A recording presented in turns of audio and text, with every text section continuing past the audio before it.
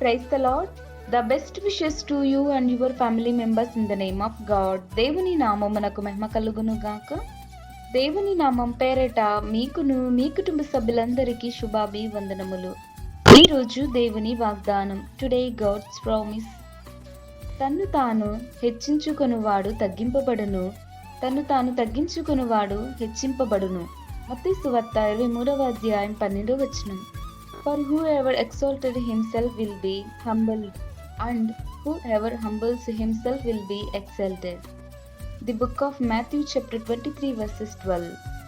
క్రీస్తునందు ప్రియమైన సహోదరి సహోదరులారా, ఈ శ్రేష్టమైన ఉదయకాల సమయంలోనూ ప్రభువైన యేసుక్రీస్తు వారు మనందరితో తెలియజేస్తున్న మాట ఏమిటి అంటే, తన్ను తాను హెచ్చించుకునివాడు తగ్గింపబడును, తన్ను తాను తగ్గించుకునివాడు హెచ్చింపబడను అని ప్రభువైన యేసుక్రీస్తు వారు ప్రతి ఒక్కరితోనూ ఈ దినవాగ్దానం ద్వారా దేవుడు తెలియజేస్తున్నాడండి.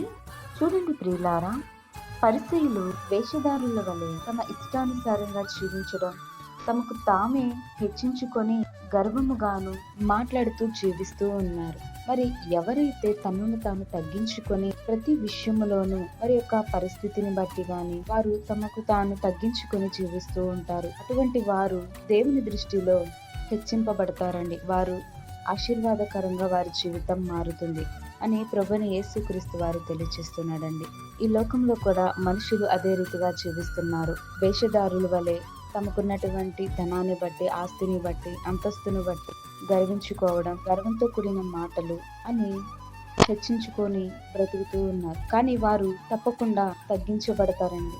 దేవుడు లేఖనం తెలియజేస్తుంది, తను తాను హెచ్చించుకుని వాడు తగ్గింపబడును, తను తాను తగ్గించుకొని ఎవరైతే ఉన్నారో వారు హెచ్చింపబడతారని ప్రభువైన యేసుక్రీస్తు వారు దినవాగ్దానం ద్వారా తెలియజేస్తున్నాడు. ఇంకా ప్రతి ఒక్కరూ కూడా దేవుని యొక్క నామాన్ని హెచ్చిస్తూ దేవునికి మహిమ ఘనత కలిగే విధంగా బ్రతికితే ప్రతి ఒక్కరూ కూడా మంచి మనసు కలిగి దేవుని యొక్క తగ్గింపు స్వభావమును మనం కూడా ధరించుకొని ఆయన యొక్క ప్రేమ, ఆయన యొక్క జాలి, దయ మన అందరి జీవితాల్లో మన హృదయాలలో చేర్చుకొని ఇతరులతో మాట్లాడే విషయంలో కానీ మనం మాట్లాడే ప్రతి మాటలో కూడా మన ప్రవర్తనలో కూడా మనం ఇతరుల ఎదుట తగ్గించుకొని జీవించాలి.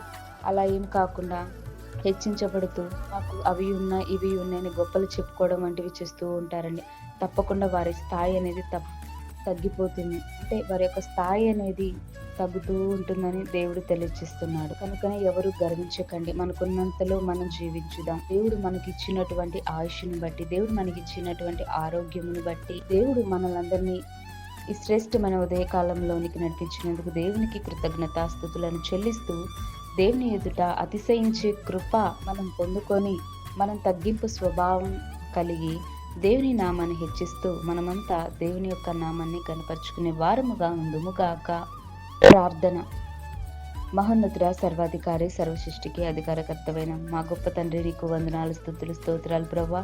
లేఖనము ద్వారా మాతో అందరితో మాట్లాడారు ప్రభు. అవును ప్రభువా, మమ్మలను మేము సరిచేసుకొని మీ యందు తగ్గింపు స్వభావం కలిగిన అయ్యా, మేము మాట్లాడే విషయంలో కానీ మా యొక్క ప్రవర్తన తీరులను మేము సరిచేసుకొని మేము తగ్గించుకునే కృప దయచేయండి నాయన.